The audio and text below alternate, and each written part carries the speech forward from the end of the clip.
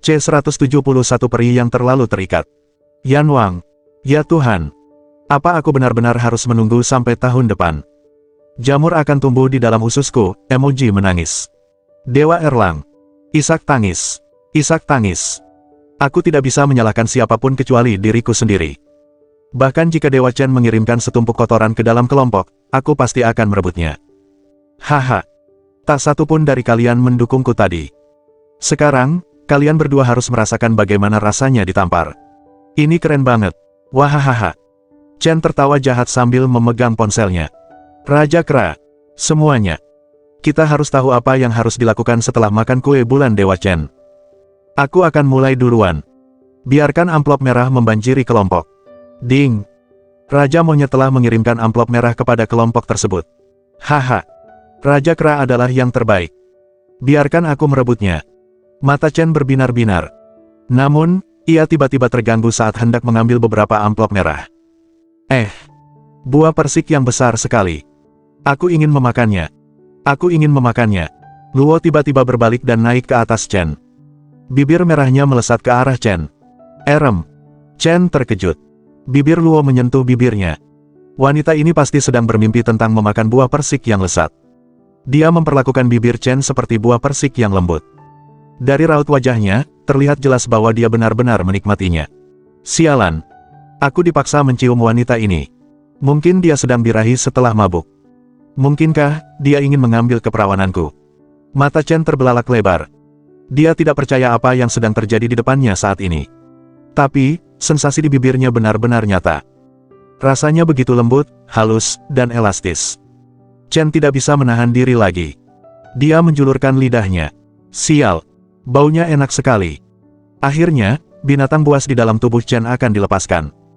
Jika waktunya tepat, Chen akan melepaskan binatang buas itu padanya. Tubuh dan wajah Luo begitu sempurna. Tak satu pun pria di dunia ini yang mampu menahan diri ketika wanita seperti ini menggoda mereka. Saat itu, bukanlah waktu yang tepat. Banyak sekali amplop merah yang membanjiri grup tersebut. Sial. Aku tidak bisa mengambil dia dan amplop merah sekaligus. Apa yang harus kupilih? Chen merasa seperti kehilangan beberapa juta saat melihat amplop merah beterbangan di dekatnya. Kemudian dia menggertakkan giginya dan mendorong Luo ke samping. Lagi pula, dia akan menjadi wanitaku di masa depan. Aku tidak akan pernah melewatkan sesi merebut amplop merah. Chen menyilangkan kakinya dan duduk. Kedua tangannya mulai mengetuk layar dengan kecepatan kilat untuk mengambil amplop merah. Namun, Luo tidak menyerah. Dia seperti ular. Dia naik ke punggung Chen dan menggesek-gesekkan tubuhnya padanya. Bibirnya yang merah menyala masih ingin memakan lebih banyak buah persik. Jangan main-main lagi. Chen menggertakkan giginya. Dia sama sekali tidak peduli dengan makhluk cantik ini. Yang dia pedulikan hanyalah merebut amplop merah. Dia telah memasuki mode Zen. Sama sekali tidak ada yang bisa menghentikannya. Bahkan seorang biksu pun tidak bisa dibandingkan dengan pengendalian dirinya terhadap nafsu. Akhirnya, Chen berhasil merebut 3 amplop merah sebelum sesi perebutan berakhir. Itulah hadiah karena rela melepaskan kesempatan emas untuk bercinta dengan wanita cantik. Ding!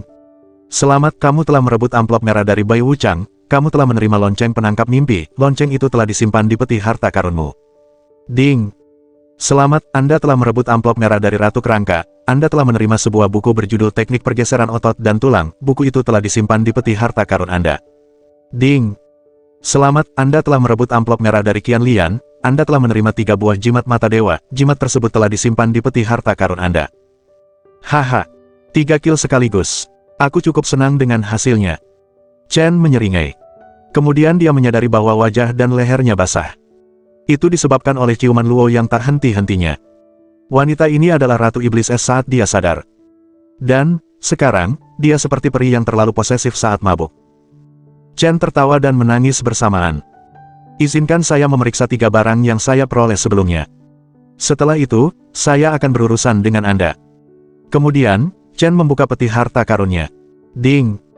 Buku, Pencengkram Tulang dan Urat, diciptakan oleh Ratu Kerangka. Ini dapat dianggap sebagai keterampilan bintang 1, apakah Anda ingin menariknya kembali? Hanya 1 bintang. Kedengarannya sangat tidak berguna bagiku. Bahkan Nut Booster pun dinilai sebagai keterampilan bintang 3. Chen menghela napas, lagi pula, aku harus mencobanya dulu sebelum menilainya. Aku akan meluangkan waktu untuk mempelajari keterampilan ini nanti. Ini bisa berguna dalam beberapa keadaan khusus. Ding! Jimat Mata Dewa, sebuah jimat buatan tangan Qian Lian. Jimat ini memungkinkan Anda untuk mengintip ke lokasi manapun yang Anda inginkan setelah menggunakannya. Durasi efeknya adalah 1 menit, apakah Anda ingin mengambilnya kembali? Tidak buruk. Ini cukup bagus. Tiba-tiba, sebuah bola lampu muncul di atas kepala Chen.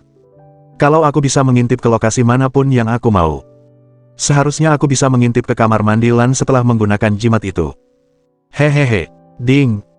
Lonceng penangkap mimpi, sebuah benda yang diciptakan oleh Bai Wuchang. Gunakan benda ini pada orang yang tidak sadarkan diri untuk membuat orang tersebut mengungkapkan rahasianya kepadamu. Apakah kamu ingin mengambilnya kembali? Sial! Ini bahkan lebih dahsyat. Chen semakin bersemangat. Jika orang terkaya di dunia ini pingsan karena pukulanku, maka aku bisa membuatnya memberitahuku kata sandi rekening banknya. Aku jadi sangat bersemangat hanya dengan memikirkannya. Wahahaha. Aku harus mencobanya saat ada kesempatan. Chen melempar ponselnya ke samping dan mendorong Luo ke tempat tidur. Peri kecil. Kau telah merayuku sepanjang malam. Sekarang, giliranku untuk membalasmu. Chen memasang senyum jahat. Dia sebenarnya terlihat agak menjijikkan. Seorang pria yang berfungsi dengan baik, tidak akan pernah mampu menolak wanita seperti ini. Binatang buas di dalam tubuh Chen hampir meledak. Tidak. Aku tidak mau meminum pil pembakar jantung. Aku tidak mau melakukan hal buruk lagi. Jangan memaksaku. Pergi. Sakit.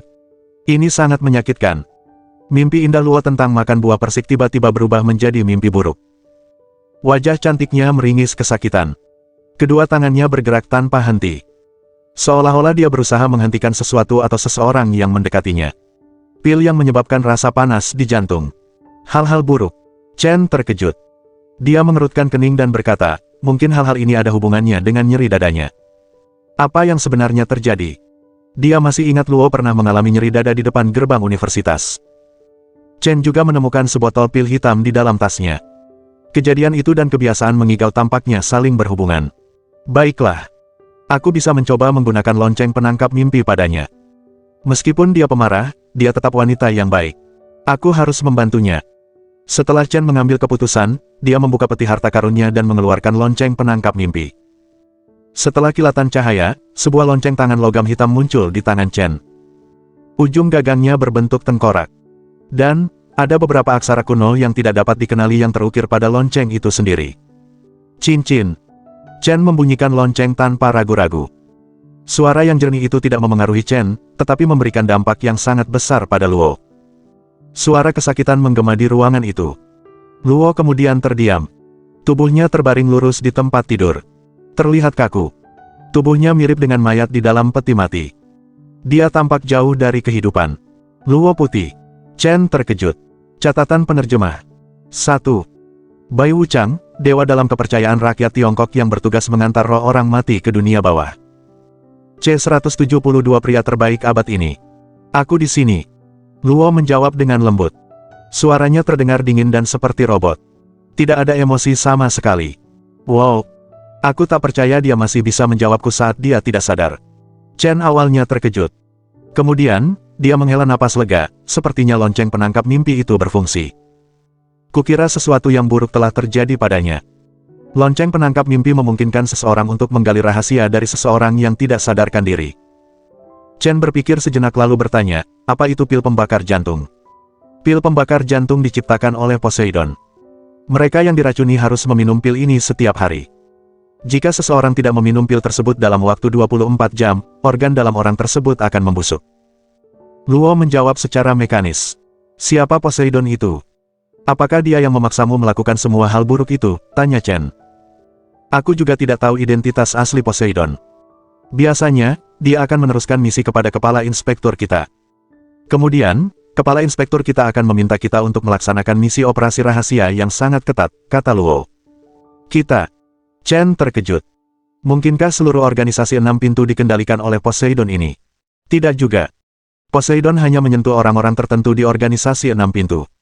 Semua orang ini memiliki kesamaan dalam beberapa hal.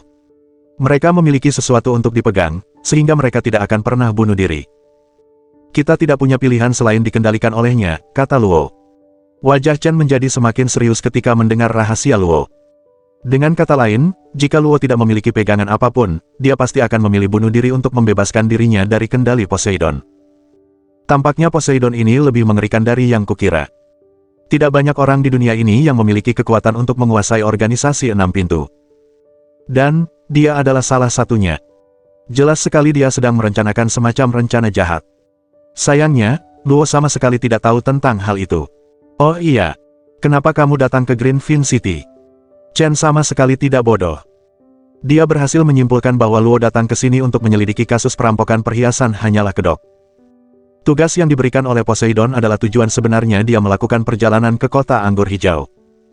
Saya datang ke Greenfin City untuk mencari anak yatim piatu dari seorang tokoh penting, kata Luo. Yatim piatu? Chen terkejut.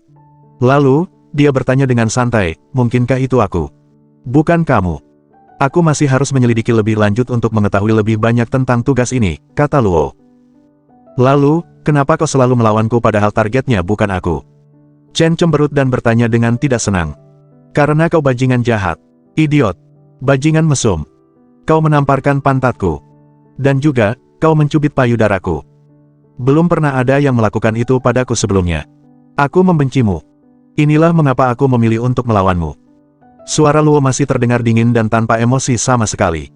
Dia masih tidak sadarkan diri. Jadi, semua itu adalah pikiran jujurnya. Chen mendengar itu dan hampir muntah darah. Lalu, dia bertanya dengan nada kesal, apakah tidak ada sifat baik tentang diriku yang bisa kau pikirkan?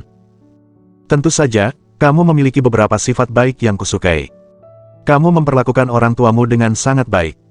Selain itu, kamu adalah teman yang sangat setia. Kamu juga terlihat sangat tampan. Tubuhmu juga bagus. Tidak hanya itu, kamu juga menguasai ilmu penyembuhan dan cukup berjiwa bisnis. Yang terpenting, buah persik yang kamu tanam rasanya sangat enak. Luo meluangkan cukup banyak waktu untuk memuji Chen. Chen sangat senang ketika mendengarnya. Wahaha. Aku tidak percaya Ratu Iblis Es begitu mengagumiku. Aku adalah pria terbaik abad ini. Jika aku seorang wanita, dia pasti akan jatuh cinta padaku. Chen tidak akan sebahagia dan segembira ini jika wanita lain yang memujinya. Sangat sulit bagi wanita seperti Ratu Iblis Es untuk memuji seorang pria. Karena itulah Chen merasa puas. Kurasa aku sudah mendapatkan jawaban untuk semua yang perlu kuketahui. Mari kita nonaktifkan lonceng penangkap mimpi ini. Chen menenangkan dirinya dan membebaskan Luo dari mantra lonceng penangkap mimpi. Ring, ring. Tubuh Luo menjadi rileks sepenuhnya saat bel berbunyi. Jangan mendekatiku. Aku tidak mau memakan pil jantung terbakar. Tidak. Pergi dariku. Mimpi buruk itu terus menghantui Luo. Ini tidak terlihat bagus. Aku harus membuatnya sadar. Hasrat liar Chen akhirnya mereda setelah kejadian barusan. Semua pikiran mesum itu lenyap. Dia berpikir sejenak. Kemudian, dia memutuskan untuk mengirim pesan singkat kepada Chang'e. Chen. Kak Chang'e, temanku benar-benar mabuk karena madu osmanthus. Dia bertingkah seperti orang gila. Apa yang harus kulakukan? Chang'e. Ya Tuhan Chen, kau bodoh sekali. Apa kau sudah lupa kantung wangi 7 harta karun yang kuberikan padamu tadi? Tertawa dalam hati. Chen. Haha. Aku ingat. Terima kasih Chang'e, atas pengingatnya. Aku akan kembali untuk mengurus temanku. Sampai jumpa lagi. Chen meletakkan ponselnya dan mengeluarkan kantung wangi 7 harta karun dari bajunya. Kemudian, dia membiarkan Luo menghirup aroma kantung tersebut. Setelah itu, Luo akhirnya tenang. Lalu, dia tertidur lelap. Chen menghela napas lega. Dia menyelimutinya dengan selimut sebelum meninggalkan ruangan. Xiao Bei. Kenapa kau lama sekali di lantai atas? Sudah hampir 1 jam. Aku dan Lin Nan hampir selesai minum alkohol. Ayah Chen memegang cangkir di tangannya. Dia terkejut sebelum menyelesaikan kalimatnya. Lin Xiang juga terbelalak. Kemudian, wajahnya memerah. Ibu Chen awalnya juga terkejut. Lalu, dia tersenyum dan berkata, Xiao Bei. Sepertinya kamu sudah berolahraga di lantai atas. Ayo, kita makan. Kamu pasti sangat lelah. Makanlah lebih banyak. Berolahraga. Olahraga seperti apa? Chen merasa bingung. Dia masih belum bisa memahami apa yang sebenarnya baru saja terjadi. Kakak ipar. Aku sangat mengagumimu. Lin Nan menatap Chen dengan mata terbelalak dan mengacungkan jempol ke arah Chen. Ada apa dengan kalian? Aku sama sekali tidak tahu apa yang sedang terjadi sekarang. Kakak ipar, berhentilah pura-pura bodoh. Kami tidak buta. Lin Nan memasang ekspresi main-main dan tersenyum jahat, tidak buruk sama sekali. Kamu bisa bertahan selama 1 jam penuh. Chen mengerutkan kening. Dia segera mengerti apa yang ingin disampaikan Lin Nan. Chen sama kotornya dengan Lin Nan. Apa yang kalian pikirkan? Aku sama sekali tidak melakukan apapun. Chen berusaha sekuat tenaga untuk mengalihkan pembicaraan dari topik tersebut. Nakku, kita adalah keluarga. Tidak ada yang perlu kau malu. Ibu Chen tertawa. Demi Tuhan, aku tidak bersalah. Chen hampir menangis. Dia tidak akan takut mengakuinya jika memang benar-benar melakukannya. Masalahnya, dia sebenarnya tidak melakukan apapun dengan Luo. Siang-siang, kau pun tidak percaya padaku. Chen mulai merasa sangat gugup. Tidak. Gadis baik itu, Lin Xiang, menggelengkan kepalanya tanpa ragu-ragu. Ayah. Bahkan ayah pun tidak percaya padaku. Chen menatap ayahnya dengan iba. Batuk. Batuk. Seharusnya kau setidaknya membersihkan wajahmu jika kau ingin kami percaya padamu, kata ayah Chen. Chen menatap dirinya di cermin. Dia sangat terkejut, seolah-olah baru saja disambar petir. Wajahnya penuh dengan bekas lipstik merah. Tidak mungkin ada yang bisa mempercayai sepatah kata pun yang dia ucapkan sekarang. Bab 173 Yayasan Xiaoyao 97 98 99 Chen sedang bercermin di dalam toilet. Dia menghitung semua bekas bibir merah yang ditinggalkan Luo di wajahnya. Bekas itu ada di seluruh wajah dan lehernya. Hanya orang bodoh yang akan mempercayai klaimnya tadi. Astaga, mereka benar-benar salah tentangku. Seharusnya aku melakukannya saja dengannya sekarang karena semua orang mengira aku sudah berhubungan seks dengannya. Chen merasa sedih dan marah outno-fremeno. Kemudian, dia membersihkan bekas bibir merah di wajah dan lehernya dengan benar. Mereka pasti akan menertawakan saya lagi jika saya keluar sekarang. Biarkan saya mempelajari 1 atau 2 hal tentang buku teknik pergeseran otot dan tulang. Dia duduk di atas kloset dan mengeluarkan buku dari peti harta karunnya. Dia membaca dan belajar pada saat yang bersamaan. Tampaknya Ratu Kerangka memiliki pengetahuan yang cukup luas tentang tulang dan otot. Chen semakin tertarik pada tubuh manusia saat membaca buku itu. Jadi, ini adalah keahlian bintang 1.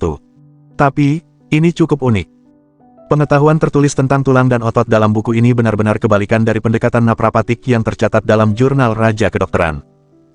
Dengan bantuan Scholar Heart, Chen berhasil mempelajari semuanya dalam waktu singkat. Tiba-tiba, terlintas sebuah ide berani di benaknya, menyadari bahwa jurnal Raja Pengobatan dapat berkontribusi dalam hal ini. Jika aku berhasil menggabungkan kedua keterampilan itu, hasilnya akan luar biasa. Hehehe. Hasil akhirnya adalah keahlian uniknya ketika ia berhasil menggabungkan keterampilan pengobatan dan seni bela diri. Chen sangat bersemangat hanya dengan memikirkannya.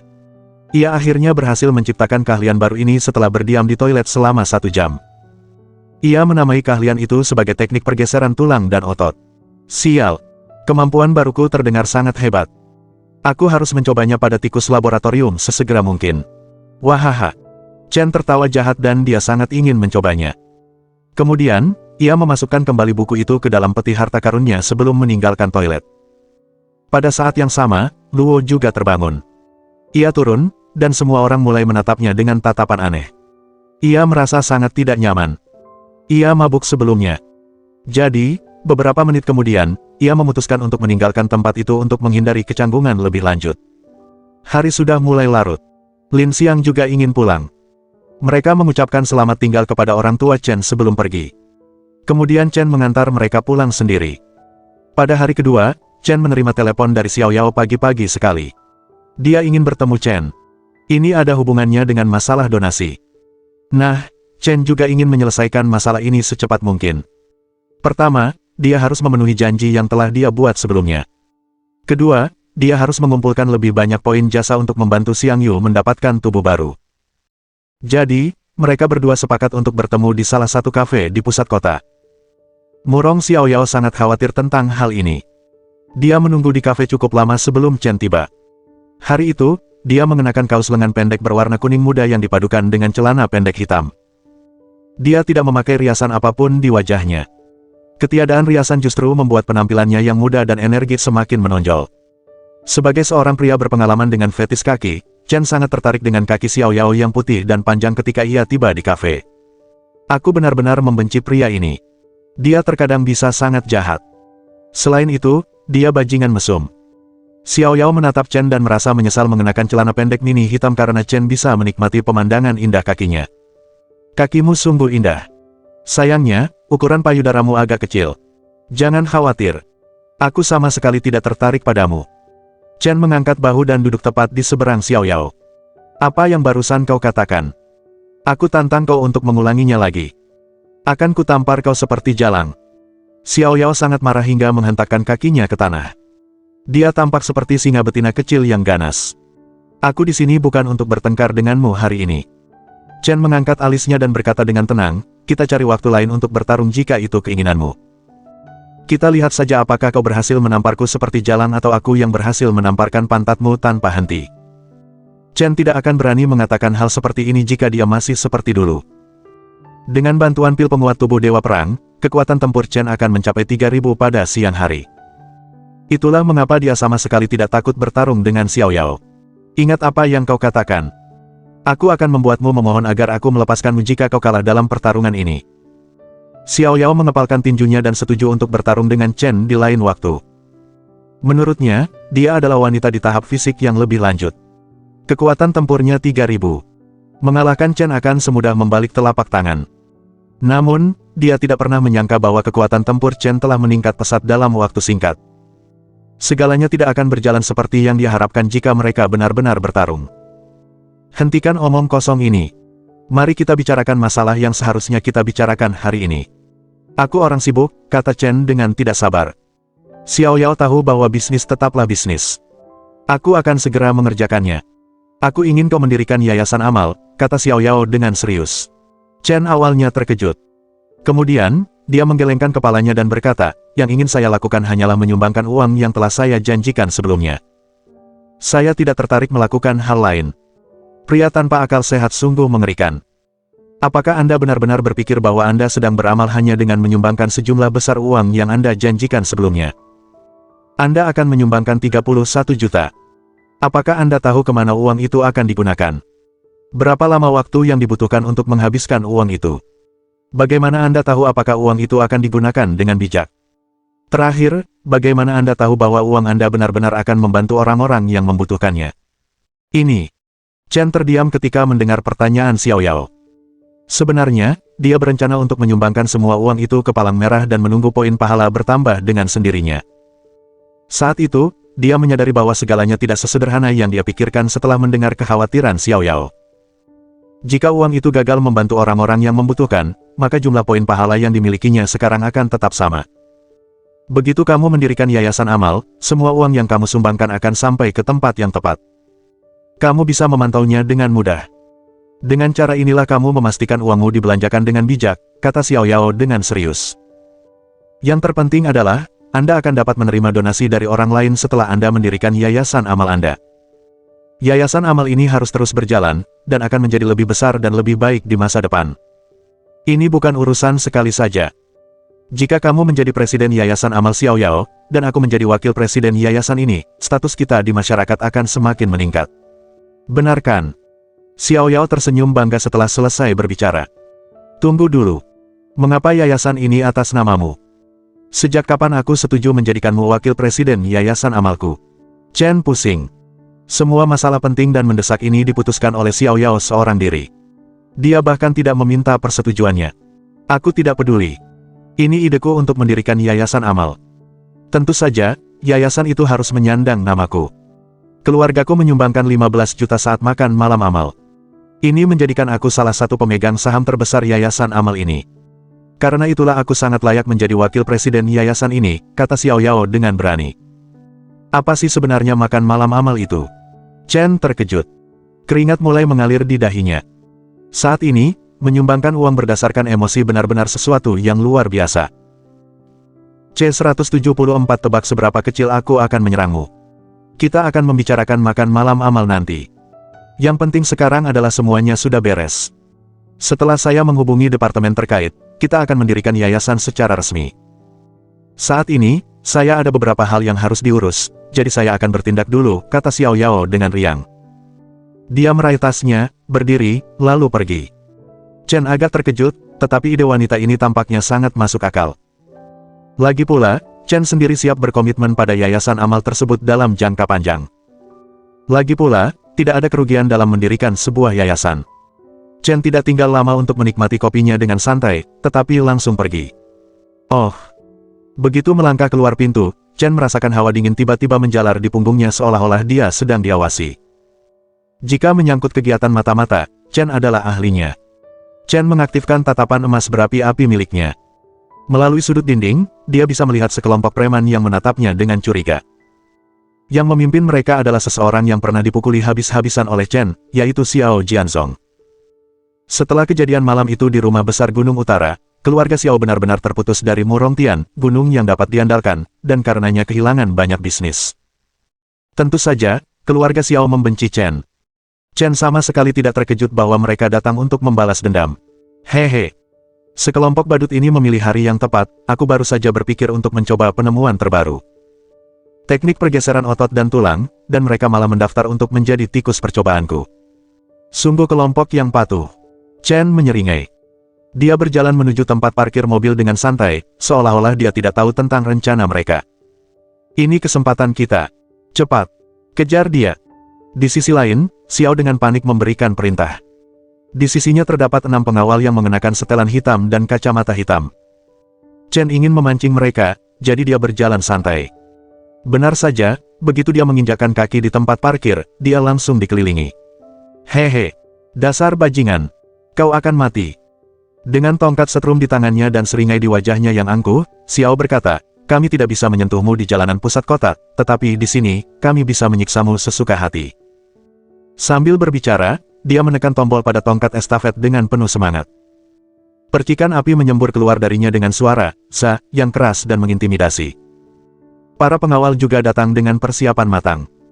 Masing-masing dari mereka mengeluarkan tongkat setrum dari ikat pinggang mereka, sambil mengawasi Chen. Hehe, jadi kelompok pria ini menggunakan alat pijat elektrik. Chen tertawa mengejek. Dasar anjing buta. Ini bukan untuk pijat. Wajah Xiao memerah. Dia membentak, ini adalah tongkat kejut listrik tegangan tinggi, diimpor dari Jerman. Begitu menyentuh tubuhmu, ia akan menyedot nyawamu. Oh, begitu ya. Sekarang, aku akan mencobanya. Chen terkekeh, tapi, tentu saja, akulah yang akan menggunakannya padamu. Kemana sebaiknya aku mengarahkannya? Bagaimana kalau ke pantatmu? Sialan kau. Xiao menjadi sangat marah dan membentak, ada 7 orang di antara kami dan hanya 1 dari kalian. Menurutmu siapa yang akan menyetrum? Hehe, aku tidak melihat 7 orang, lebih seperti 7 telur ayam busuk. Chen lalu mengangkat tangannya dan membuat gerakan menggoda dengan jarinya, jika kalian ingin berkelahi, cepat selesaikan. Aku orang sibuk, kau tahu. Sialan kau. Akan kubunuh kau dengan tanganku sendiri. Xiao melambaikan tangannya dan berteriak, serang. Setrika dia sampai dia menjadi tumpukan kotoran anjing. Setelah selesai, kita akan pergi ke rumah bordil. Traktiranku. Kedengarannya bagus. Baiklah, pertama-tama kita ucapkan terima kasih, bos. Haha, mendengar ini, ke-6 pengawal itu menunjukkan ekspresi gembira di wajah mereka. Mereka mengangkat tongkat mereka dan menyerbu ke arah Chen, mengepungnya. Wosh! Salah satu pengawal sudah memulai serangannya. Dia menusukkan tongkat yang mengeluarkan percikan api ke dada Chen. Sangat lambat. Sudut-sudut bibir Chen terangkat, dan seberkas cahaya menyilaukan keluar dari kedalaman matanya. Chen mencengkeram lengan pengawal itu. Kemudian dia menggunakan jurus teknik pergeseran otot dan tulang dan memelintir lengan pengawal itu dengan cepat hingga terdengar bunyi, krak, yang jelas dan tajam. Sementara itu, Chen juga telah mengambil alih tongkat setrum milik pengawal tersebut. Ark! Lenganku. Lenganku terbalik, teriak pengawal itu dengan sedih. Wajahnya meringis kesakitan. Telapak tangannya yang tadinya menghadap ke dalam kini menghadap keluar. Yang terburuk adalah rasa sakit yang terus-menerus, tajam, dan menusuk, jauh di dalam tulangnya. Untuk sesaat, seluruh anggota kelompok lainnya terdiam. Sebelum mereka sadar, Chen sudah berada di belakang mereka. Hancurkan sarang naga itu. Puff! Chen telah menusukkan pistol setrum tebal berwarna hitam itu dalam-dalam ke pantat para pengawal. Ah sial! Aduh! Pengawal itu meraung sebelum jatuh tersungkur, wajahnya menghadap ke bawah, di tanah. Rasa sakit yang hebat menjalar ke anusnya, menyebabkan wajahnya berubah menjadi hijau pekat. Karena tidak bisa menggerakkan tangan kanannya, pengawal itu menggunakan tangan kirinya dan sisa energi yang dimilikinya untuk mencoba dengan putus asa mencabut tongkat listrik tersebut. Kerak! Dengan kecepatan kilat, Chen kembali menggunakan teknik pergeseran otot dan tulang. Dia mencengkeram jari-jari pengawal itu. Sebuah putaran dan dorongan. Detik berikutnya, bola mata semua orang hampir keluar dari rongganya. Aduh, diikuti jeritan yang mengerikan. Semua jari pengawal itu tertekuk ke belakang. Semuanya terletak tepat di tengah punggung tangannya. Tangannya kini terpelintir pada sudut-sudut yang aneh dan menyakitkan. Apa yang terjadi? Mereka semua terkejut. Dalam pekerjaan mereka semua pernah menyaksikan lengan dan kaki patah. Tapi ini, apapun ini, persendian yang terpelintir dan terdistorsi dalam bentuk yang tak terbayangkan di depan mata mereka. Mereka belum pernah melihat sesuatu seperti ini. Mengejutkan. Retakan. Saat mereka semua berdiri di sana dengan kebingungan, Chen tidak berhenti. Dia sudah mengaktifkan mode iblis kecepatannya. Dia bergerak lincah di antara para pengawal seperti hantu. Terdengar serangkaian suara persendian yang terpelintir, dan pada akhirnya, kelima pengawal yang tersisa semuanya mengalami semacam deformasi tulang di tubuh mereka. Salah satu dari mereka lengannya terpelintir permanen ke belakang punggungnya seperti sayap ayam. Siku yang satunya lagi ditekuk ke arah yang berlawanan. Leher yang lain terpelintir hingga membentuk sudut 180 derajat. Wajahnya menghadap ke belakang. Kelima bajingan malang itu seperti robot, dibentuk sesuai keinginan Chen. Robot perlu ditenagai listrik, bukan? Chen terkekeh dan dengan satu gerakan cepat, menusukkan tongkat setrum ke anus mereka. Ya Tuhan! Aku pasti sedang bermimpi buruk.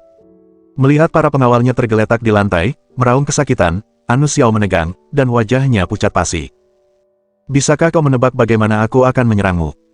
Chen terkekeh, membiarkan tatapannya menyapu dengan penuh kebencian ke satu bagian tubuh Xiao tertentu. C-175 seorang pria dewasa menumbuhkan ekor baru. Tidak. Jangan mendekat. Bajingan. Xiao hampir saja mengompol. Dia tahu Chen bisa sangat biadab. Dia memutar kepala seorang pria hingga 180 derajat. Dan pria itu masih belum mati. Jika itu terjadi padamu, bukankah kamu akan ketakutan setengah mati? Diamlah. Chen mendekatinya, mengulurkan kedua tangannya dan memegang bahu Xiao. Dia menghentakkan kakinya dengan kuat ke kaki Xiao, menguncinya di tempatnya. Lalu dengan sebuah kejadian yang penuh kekerasan. Suaranya jernih dan bersih. Xiao berdiri dengan tulang punggungnya terpelintir membentuk sudut 100 derajat. Itu artinya, anus Xiao sekarang berada di bagian depan tubuhnya. Dan penisnya sekarang berada di belakang tubuhnya seperti ekor kecil. Apa-apaan ini? Mata Xiao melotot, dan mulutnya terbuka lebar sebesar kepalan tangan bisa masuk ke dalamnya. Dia tampak seperti katak yang baru saja diinjak. Ini benar-benar gila. Hei. Chen tertawa terbahak-bahak sambil mengangguk setuju. Tidak buruk sama sekali. Kemampuan yang baru saja kuciptakan ini benar-benar luar biasa. Dasar bajingan. Apa yang kau lakukan padaku? Teriak Xiao histeris. Dengan tubuhnya yang membungkus seperti itu, dia bahkan tidak tahu bagaimana cara berjalan.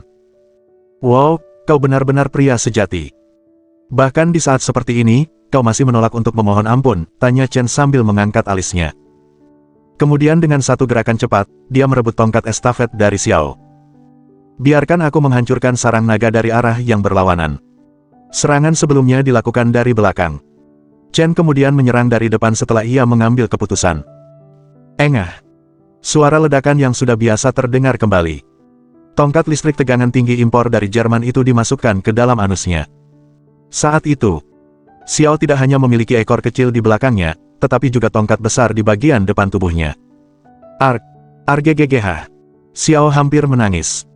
Jeritan pilunya bahkan lebih mengerikan daripada suara babi yang disembelih. Kenapa kau berteriak? Acaranya bahkan belum dimulai. Chen menyeringai, melirik saklar di tongkat konduktor. Tidak. Kumohon jangan. Pupil mata Xiao menyempit, lututnya lemas, dan tubuhnya gemetar. Rasa sakit yang meledak-ledak itu telah membuat jiwanya gemetar. Dan ditambah lagi dengan sengatan listrik bertegangan tinggi. Astaga! Itu pasti tidak akan menyenangkan untuk ditonton. Xiao meringkuk ketakutan dalam kengerian yang tak terungkapkan ini. Dia tidak bisa mengendalikan ekor kecil di belakang tubuhnya, dan lihatlah, cairan kemasan mengalir keluar. Dia mengencingi celananya. Aku orang yang sangat masuk akal. Aku akan memperlakukanmu seperti kau memperlakukanku.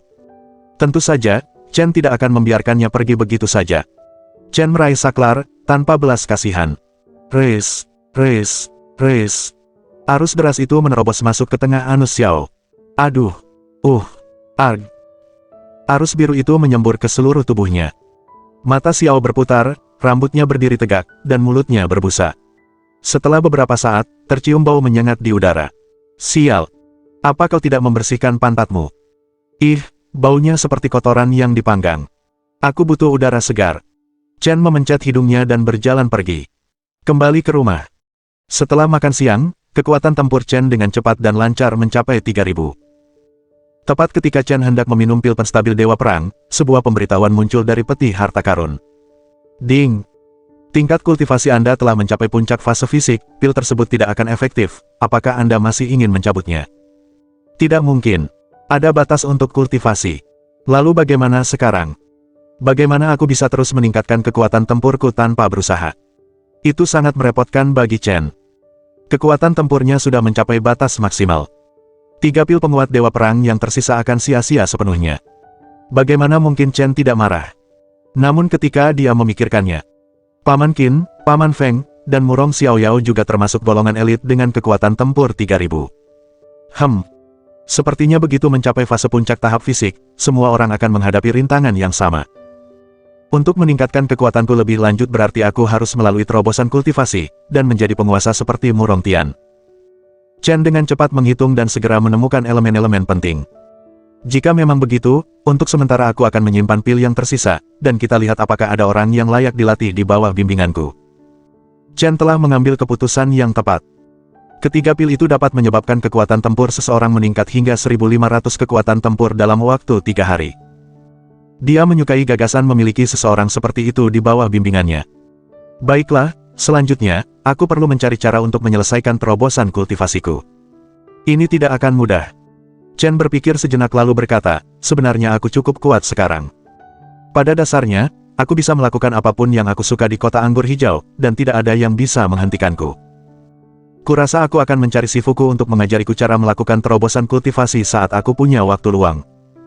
Dengan tugas kecil yang menantinya, Chen sedikit rileks. Dia mengambil ponselnya dan melihat ke dalam peti harta karun itu. Sejak pembunuhan pada malam pertengahan musim gugur itu, terjadi peningkatan barang-barang yang dimilikinya. Pada saat itu, ia memiliki 2 bulu monyet kemakmuran, 1 biskuit anjing surgawi, semangkuk sup mengpo, 368 botol ramuan 100 herbal, 1 pil 100 herbal, 3 pil penstabil Dewa Perang, 1 karung pupuk surgawi, 10 karung makanan hewan roh, dan 3 jimat mata dewa. Ini adalah barang-barang yang akan hilang setelah sekali pakai. Dia juga memiliki beberapa barang permanen, 1 tungku pandai besi surgawi, sebuah lonceng penangkap mimpi, pakaian pemburu malam, berbagai macam gulungan, buku obat-obatan, kamus lingualisme, dan masih banyak lagi. Jangan lupakan juga mereka yang berada di dalam tubuh Chen. Nether Spirit Battle Scouter, Golden Gaze Fury Eyes, Flame of Transmogrifying, dan Chaos Sword Essence. Sedikit demi sedikit, tanpa disadari, Chen sudah memiliki brankas yang penuh dengan barang-barang magis. Chen merasa sangat puas dan bahagia hanya dengan melihat koleksinya yang sangat banyak. Tiba-tiba, Chen mengerutkan alisnya, mayat-mayat ini. Aku benar-benar harus melakukan sesuatu terhadap mereka. Masih ada cukup banyak mayat di dalam peti harta karunnya. Mulai dari Killer Bee sebelumnya hingga pembunuhan terbaru terhadap Wen Tiandou dan gengnya, setidaknya ada 20 hingga 30 mayat di peti harta karunnya. Dia tidak bisa menahan mereka lebih lama lagi. Aku menemukannya. Mata Chen berbinar, di dalam buku rahasia sejuta racun, terdapat racun ampuh yang dapat digunakan untuk melarutkan tubuh. Racun itu dapat menyebabkan tubuh menghilang dalam waktu singkat. Mendengar itu, Chen segera pergi ke pasar yang menjual berbagai macam ramuan dan membeli bahan-bahan yang dibutuhkan untuk membuat ramuan yang dapat melarutkan racun dalam tubuh. Begitu sampai di rumah, dia tidak membuang waktu dan langsung mulai mencampur racun. Setelah itu, ia makan malam dengan cepat dan kemudian begadang hingga pagi berikutnya. Sementara itu, di luar ruang perawatan mewah di rumah sakit kota Greenfin, Xiao Ze mengamuk, tidak berguna. Kalian semua dokter yang tidak becus. Anakku sudah di sini lebih dari 10 jam. Dan sekarang kalian bilang dia tidak bisa disembuhkan. Sialan, persen asterisk tanda pagar Akeong asterisk. C176 makan dan buang air besar bersamaan. Tenanglah, Bos Xiao. Tenanglah, seorang dokter berjas putih besar berdiri di sampingnya, mengangguk ke arah Xiaoji, mencoba menenangkannya, cedera putra Anda terlalu tidak biasa. Semua spesialis ortopedi telah bertemu untuk mendiagnosisnya. Mereka telah melakukan segala upaya, tetapi tidak ada yang bisa kami lakukan. Diam. Aku tidak mau mendengar omong kosong itu. Jika kau tidak menyembuhkan putraku hari ini, aku akan, bentak Xiao, jangan pikir aku bercanda. Kakakku adalah pemimpin geng harimau hitam di sisi selatan kota. Jika kau tidak bisa memulihkan putraku, kau akan mati. Tidak, tidak, tidak. Tolong jangan marah. Pak Xiao. Dekan kami telah berusaha mencari obatnya. Pasti putra Anda akan sembuh, dokter itu dengan cepat meyakinkan pria yang marah itu. Obat apa? Katakan padaku. Jangan membuatku menebak-nebak, kata Xiao dengan tidak sabar. Begitulah. Dokter ahli ortopedi dari kota naga sedang berada di kota anggur hijau sekarang. Dekan kami sedang berusaha menghubunginya. Jika semuanya berjalan lancar, dia akan datang ke rumah sakit kami untuk mendiagnosis dan merawat putra Anda, kata dokter itu dengan tergesa-gesa. Fong Tingshu. Mendengar itu, Xiao berseri-seri gembira. Apakah Anda sedang membicarakan spesialis ortopedi terkenal di negara kita? Fong Tingshu. Tetua Fong. Ya. Itu dia, dokter itu mengangguk dengan penuh semangat. Hahaha. Bagus sekali. Dengan bantuan Tetua Fong, punggung bawah putraku pasti akan sembuh. Xiao tersenyum lebar, gumpalan di tenggorokannya hilang, dan dia bisa bernapas lega lagi. Tapi Pak Xiao.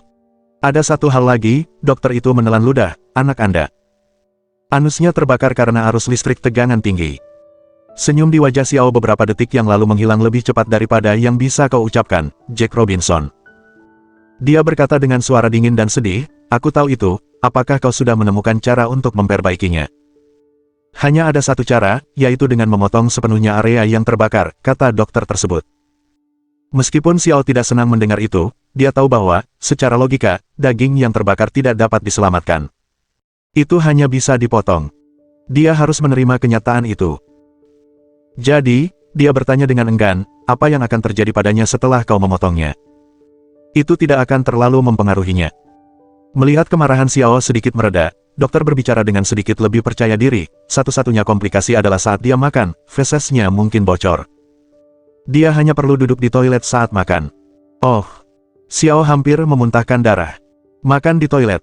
Lalu kenapa dia harus makan apapun? Lebih baik dia makan kotoran saja. Bajingan. Aku akan membunuh bajingan Chen Xiaobe itu. Aku akan membalaskan dendam anakku. Xiao tahu bahwa daging mati tidak dapat beregenerasi, jadi dia hanya bisa melampiaskan amarahnya pada Chen.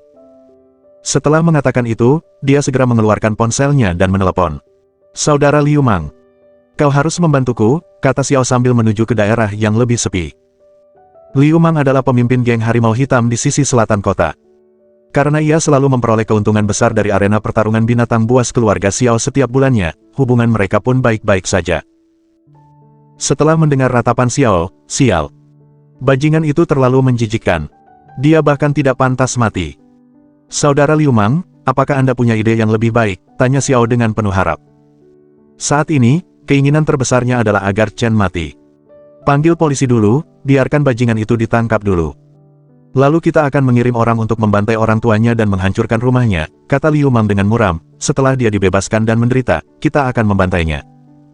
Biarkan dia merasakan akibat dari perbuatannya menyakiti keponakanku. Ide bagus. Itu kakakku Liu Mang. Kita akan lakukan saja seperti yang kau katakan. Aku akan menelepon polisi besok pagi, ada kilatan di mata Xiao saat dia tersenyum sinis. Tidak ada hal istimewa yang terjadi malam itu. Pagi-pagi sekali keesokan harinya, Chen menerima telepon dari Xiao Yao. Flatboard Princess sangat efisien. Hanya dalam satu hari, dia sudah menghubungi departemen terkait, dan dia bisa menyelesaikan pembentukan yayasan tersebut hari ini juga. Setelah meletakkan telepon, dia bergegas menghampiri. Xiao Yao mengetahui segala hal secara detail, oleh karena itu, dia menerapkan semua pengetahuannya sedini mungkin. Departemen-departemen terkait juga sangat membantu. Pada dasarnya, Chen akan mendanai yayasan tersebut, departemen-departemen akan berbagi keuntungan. Hal ini dapat membantu kelompok-kelompok yang lebih lemah di masyarakat. Satu batu, tiga burung, dan semua orang bahagia. Dengan demikian, semuanya berjalan lancar. Pada pagi itu, wali kota-kota tersebut mengumumkan bahwa hal ini sungguh menggembirakan.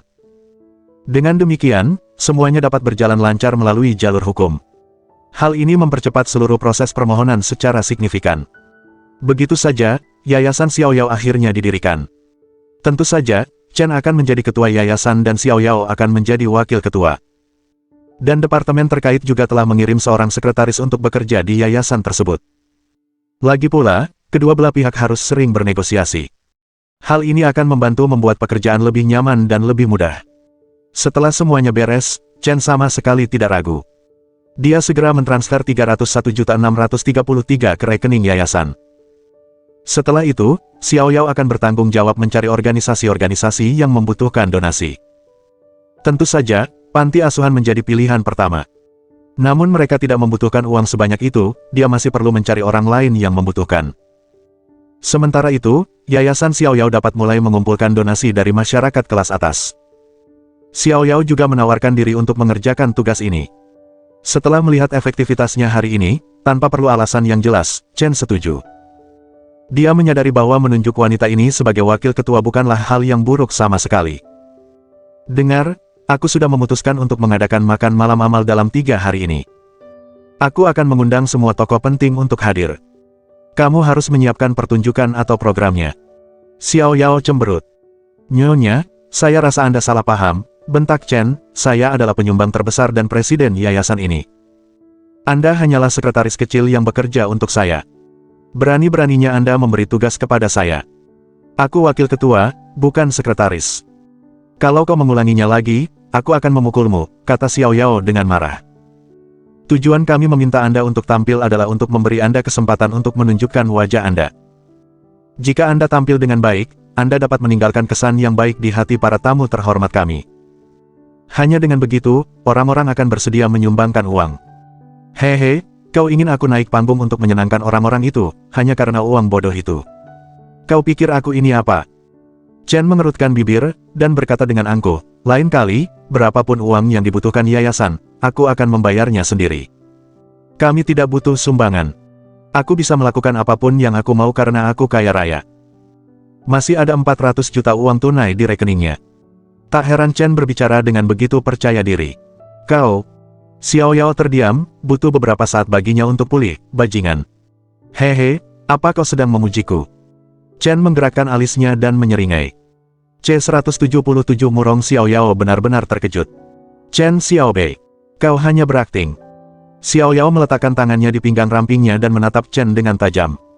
Cek, dengan sikap seperti ini, aku tidak akan pernah setuju. Chen mengerutkan bibirnya. Aku. Xiao Yao mengerutkan bibir, ragu sejenak sebelum berkata dengan suara lembut, Chen Xiaobei, bisakah kau membantuku? Aku akan berhutang budi padamu. Panggil saja saya ketua. Chen mengangkat alisnya dan mengangkat dagunya. Aku. Xiao Yao sangat marah hingga ingin menamparkan habis-habisan si brengsek sombong itu. Namun, dia harus menurut, karena dialah yang memohon padanya. Dia menggigit bibirnya dan berkata dengan enggan, Tuan Ketua, saya berharap Anda dapat membantu saya dengan permintaan ini. Ekspresi macam apa itu? Kau terlihat seperti aku berhutang beberapa juta padamu. Apa kau tidak tahu cara tersenyum, bentak Chen.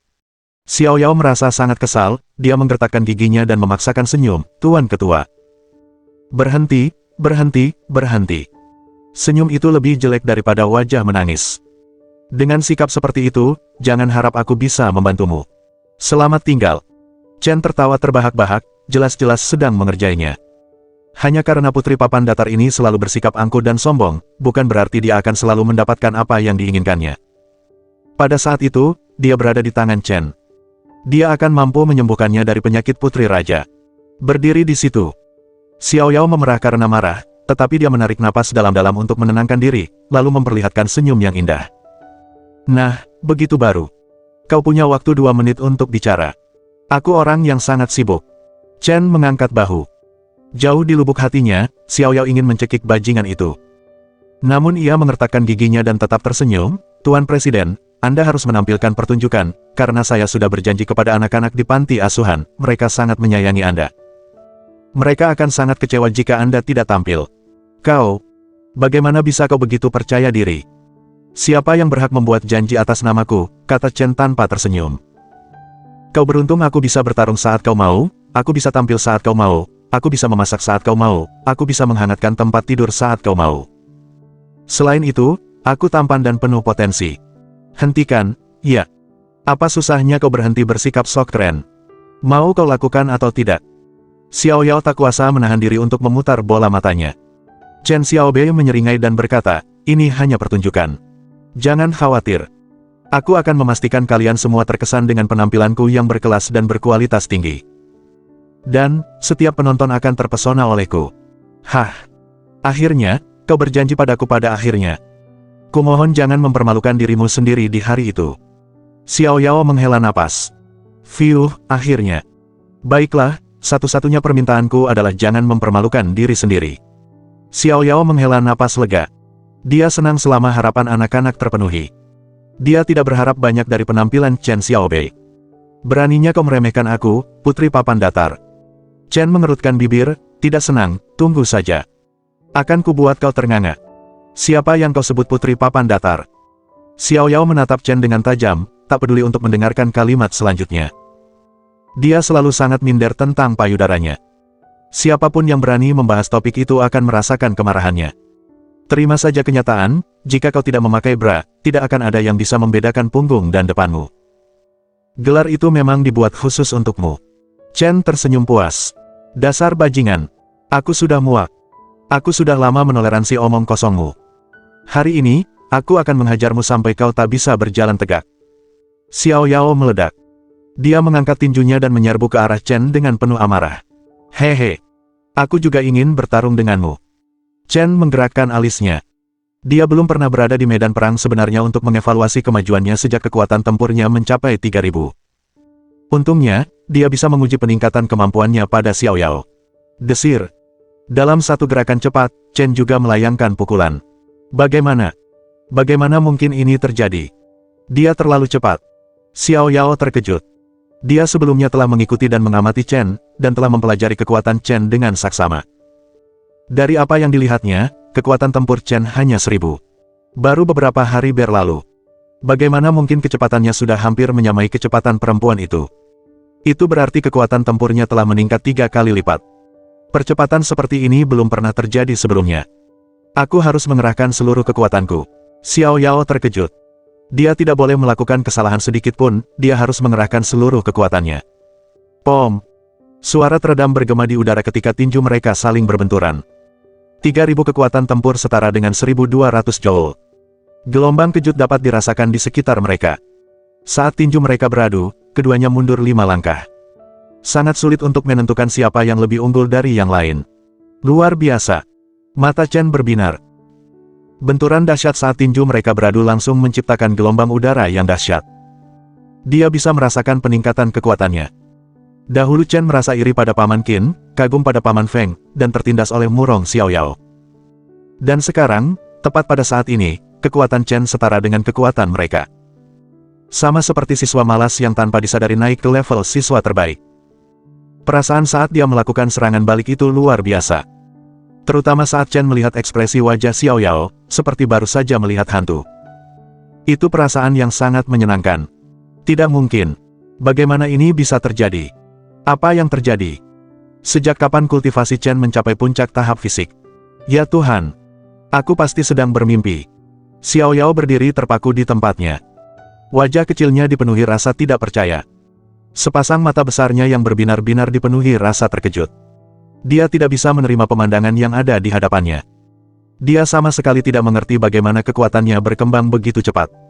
Xiao Yao memiliki bakat alami, dan dia telah berlatih sejak usia muda. Selain itu, Murong Tian telah berinvestasi secara besar-besaran pada banyak obat mahal, itulah sebabnya dia mampu mencapai puncak tahap fisik ketika dia baru berusia 21 tahun. Namun, jika orang lain yang melakukannya, meskipun mereka menghabiskan seluruh hidup mereka, mereka tidak akan mampu mencapai prestasi seperti itu. Itulah sesuatu yang selalu dibanggakan Murong Xiao Yao. Namun, Chen berhasil menghancurkan pencapaian ini dengan satu pukulan. Xiao Yao hanya membutuhkan waktu 21 tahun untuk mencapai sesuatu yang orang lain butuhkan seumur hidup untuk mencapainya. Tapi Chen hanya menggunakan beberapa hari. Orang ini bukan manusia. Dia monster. Perasaan tak berdaya tiba-tiba muncul di hati Xiao Yao. Tak lama kemudian, dia tak mampu lagi mengumpulkan kekuatan karena terlalu kecewa pada dirinya sendiri. Dia ingin memberi pelajaran pada Chen, tapi sekarang dia tidak tahu harus berbuat apa dengannya. Jika dia terus menjadi lebih kuat, Xiao Yao tahu bahwa suatu hari nanti, seseorang pasti akan menghajarnya. Tepat saat itu, dua polisi berseragam masuk. Siapa Chen Xiaobei? Ikutlah bersama kami sekarang.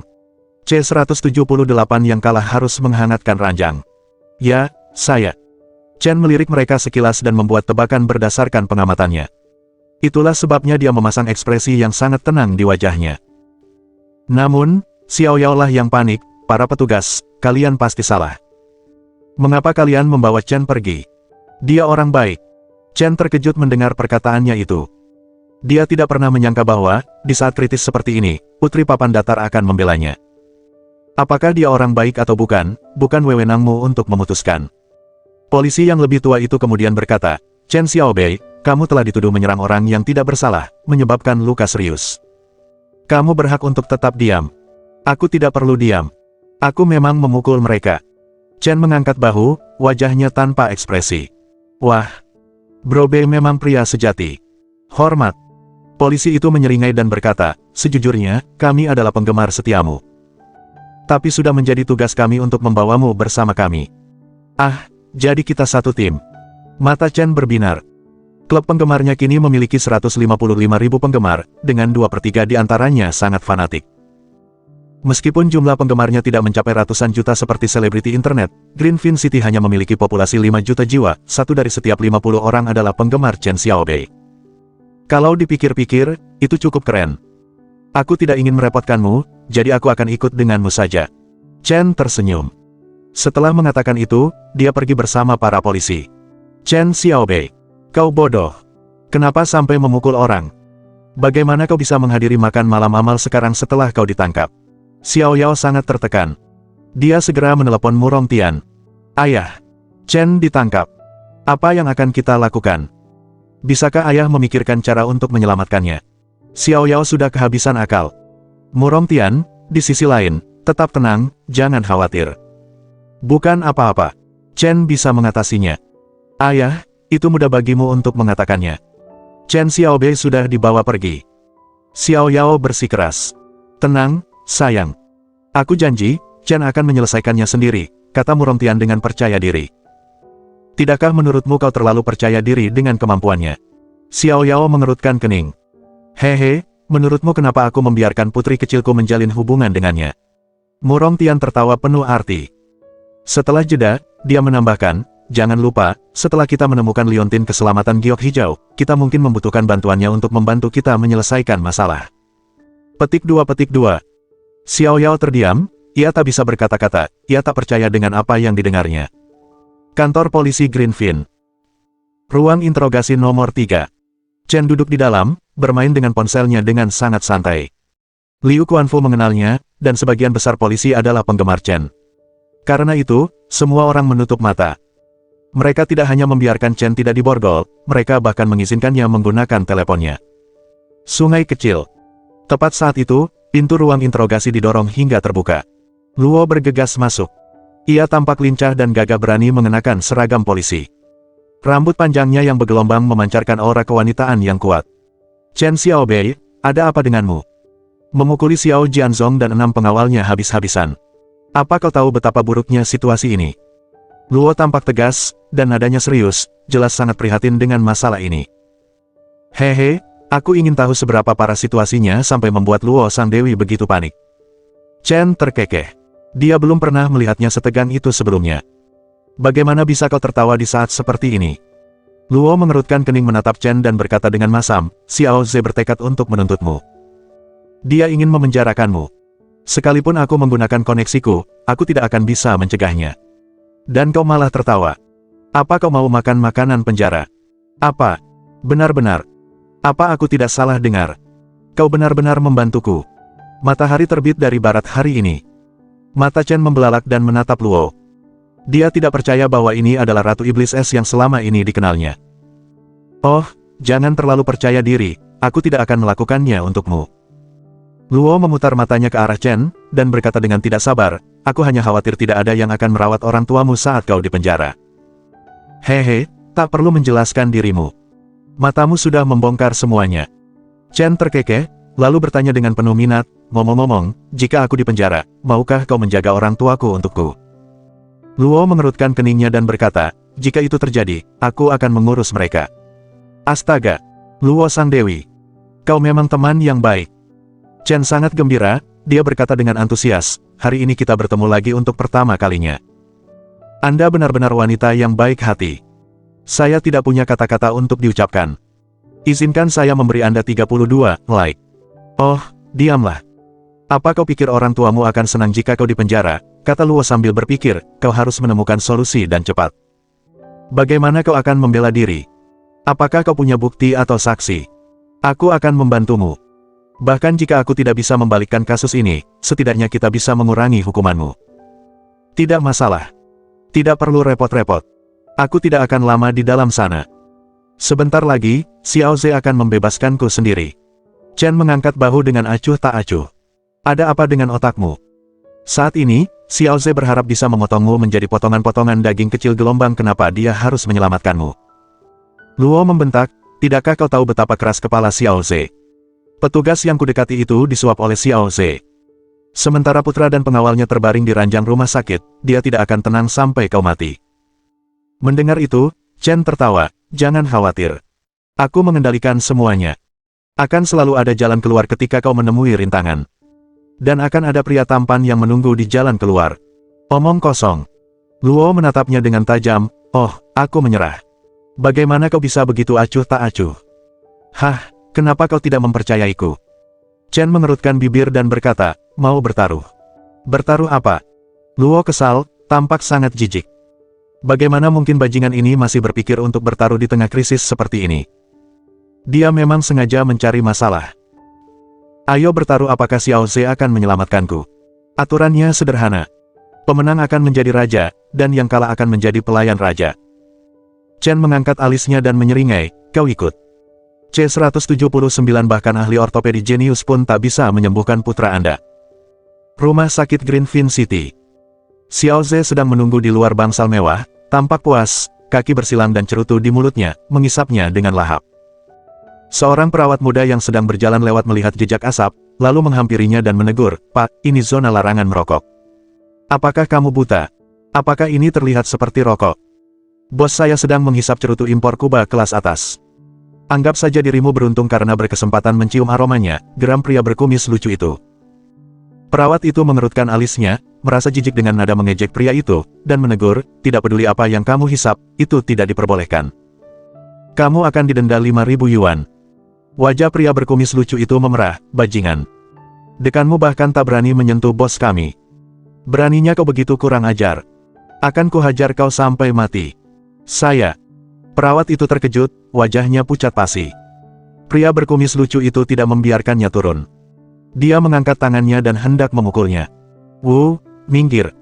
Xiao Ze tiba-tiba berbicara, dan berkata dengan acuh tak acuh, Tetua Fong, ahli ortopedi jenius itu sedang merawat putra saya. Saya sedang dalam suasana hati yang baik, biarkan saja. Wu mengangguk, menoleh ke perawat dan menegur, anggap dirimu beruntung. Kau baru saja lolos dari kematian karena bosku sedang senang sekarang. Pergi dari hadapanku. Kalian benar-benar tukang bully. Bibir perawat itu berkedut karena marah, tetapi dia tidak berani menyinggung perasaan para pria itu, jadi dia hanya pergi begitu saja. Bos, ada pergerakan di ruangan ini, kata Wu dengan bersemangat. Baiklah. Xiao Ze berdiri dengan bersemangat, meletakkan cerutunya dan mengipas-ngipas asap yang masih tersisa. Tatapan angkuhnya berubah menjadi ekspresi yang lebih sopan dan rendah hati. Dia hanya bersikap seperti itu karena Tetua Fong akan keluar dari bangsal. Xiao Ze adalah tipe orang brengsek yang memangsa yang lemah tetapi takut pada yang kuat.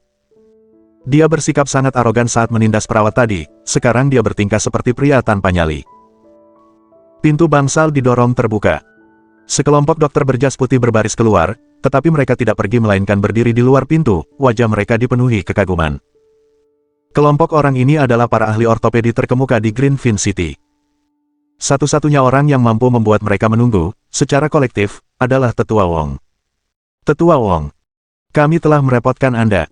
Seperti anak kecil yang patuh, Xiao Ze berjalan menghampirinya, mengangguk dan membungkuk. Fong Tingshu berusia sekitar 70 tahun.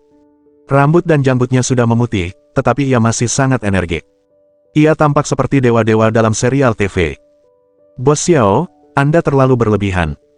Saya tidak banyak membantu dalam kasus putra Anda. Saya tidak pantas menyandang gelar ahli bedah ortopedi jenius. Fong menggelengkan kepalanya. Ada sedikit rasa tak berdaya di matanya yang lelah. Apa? Xiao Ze tersentak, dia pikir dia salah dengar. Tetua Feng, apa yang tadi Anda katakan? Saya benar-benar minta maaf, sungguh tidak ada yang bisa saya lakukan mengenai cedera putra Anda. Mungkin Anda sebaiknya berkonsultasi dengan dokter yang lebih berkualifikasi. Feng memasang ekspresi sedih di wajahnya.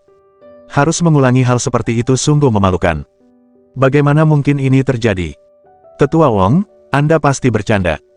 Xiao Ze mendengarnya dengan jelas kali ini, tetapi dia sama sekali tidak bisa menerimanya.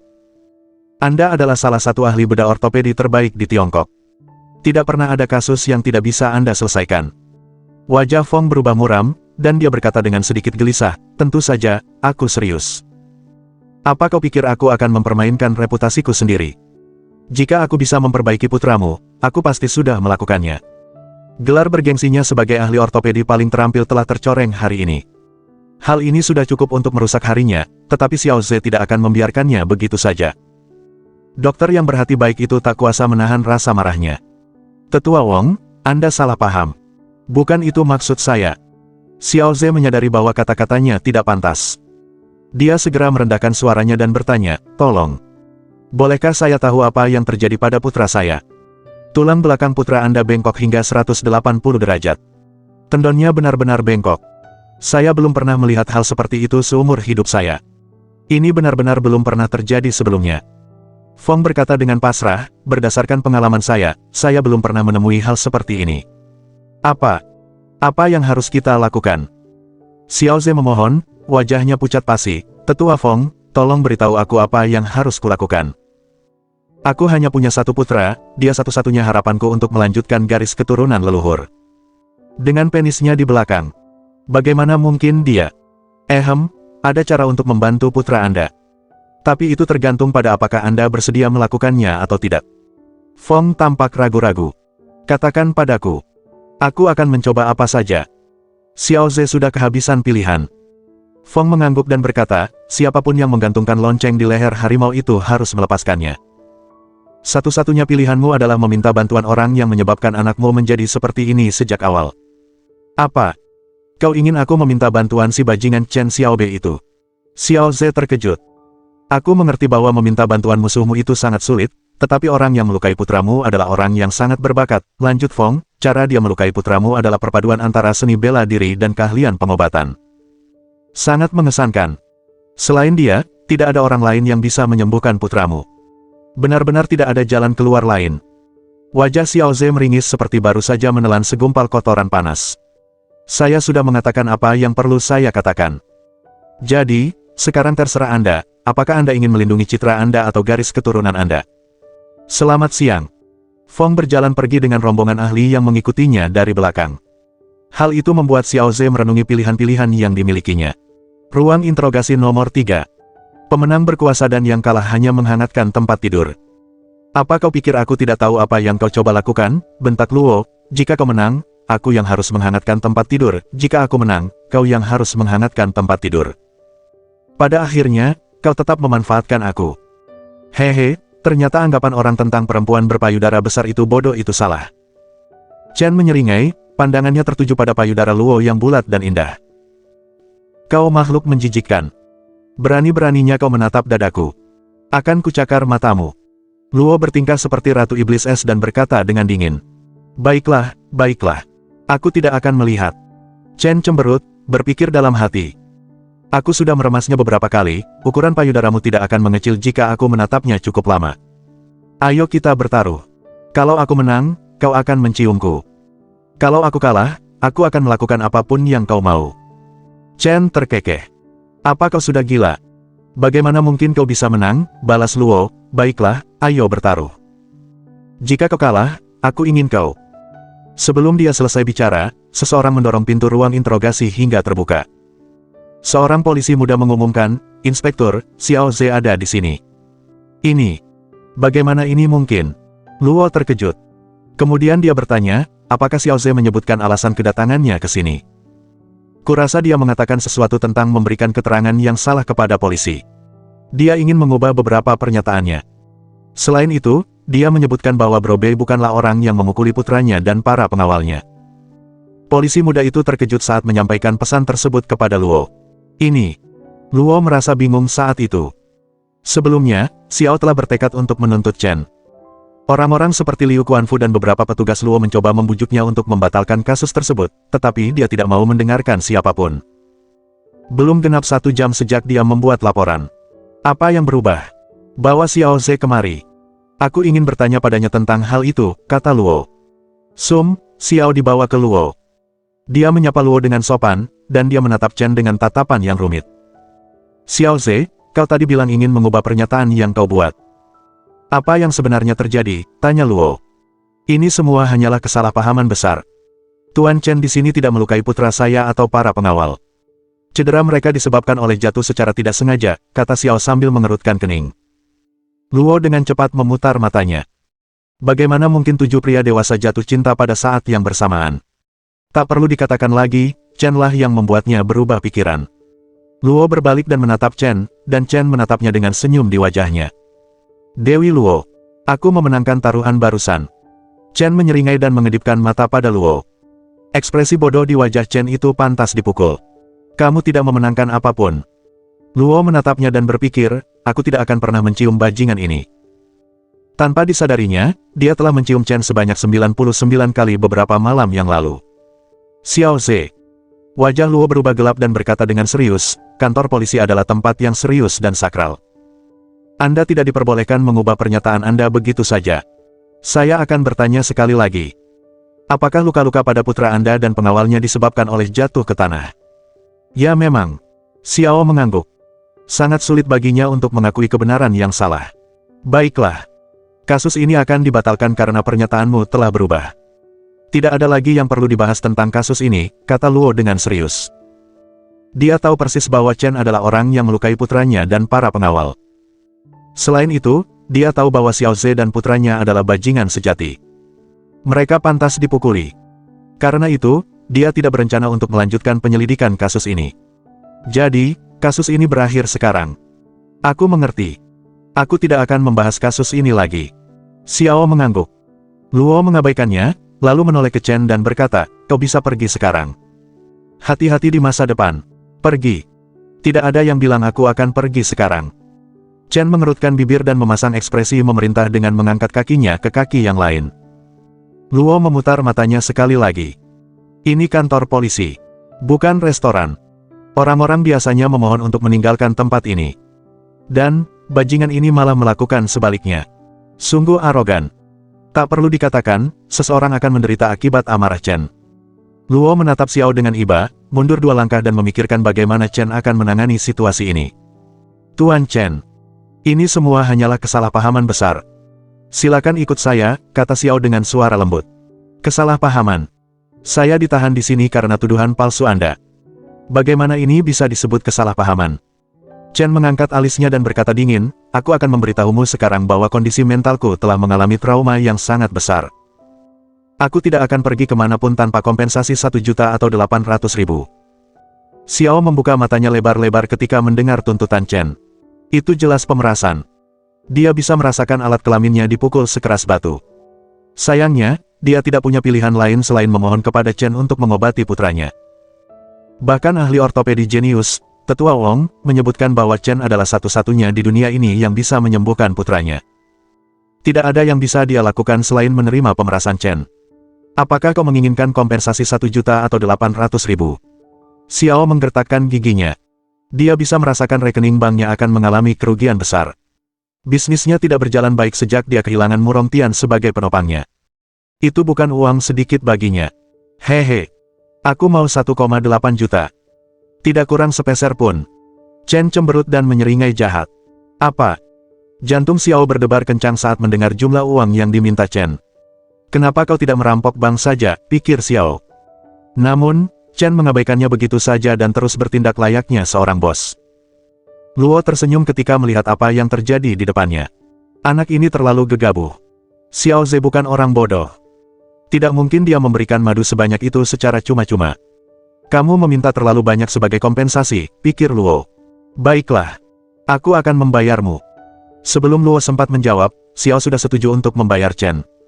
Anda bisa mentransfer uangnya kepada saya melalui perbankan online. Nomor rekening bank saya adalah... Chen menyebutkan serangkaian angka. Xiao tak berani menunda lebih lama lagi.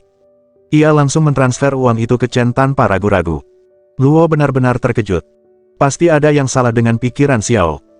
Putranya baru saja dipukuli habis-habisan oleh Chen. Mengapa dia memberi uang kepada Chen? Ini tidak bisa dipercaya, pikir Luo. Dia tidak tahu bahwa putra Xiao menjadi lumpuh akibat teknik pergeseran otot dan tulang milik Chen. Chen adalah satu-satunya yang dapat menyembuhkan putranya. Ding! Chen menerima pesan bahwa uang telah ditransfer ke rekeningnya. Tuan Chen, apakah Anda sudah senang sekarang? Silakan ikuti saya ke rumah sakit sekarang, kata Xiao dengan sopan. Apakah aku tadi menyebutkan tentang pergi ke rumah sakit bersamamu? Chen berkata dingin, uang yang baru saja kau transfer kepadaku hanyalah kompensasi. Aku tidak menjanjikan apapun selain itu. Ini. Xiao terkejut. Kemudian, dia berkata dengan gugup, apakah Anda menginginkan lebih banyak uang?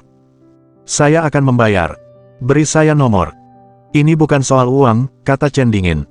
Lalu, ini tentang apa? Xiao mengerutkan kening. Anakmu lah yang menyebabkan semua ini. Kalian berencana membunuhku. Sekarang, kalian meminta bantuanku padahal tidak ada orang lain yang bisa membantu kalian.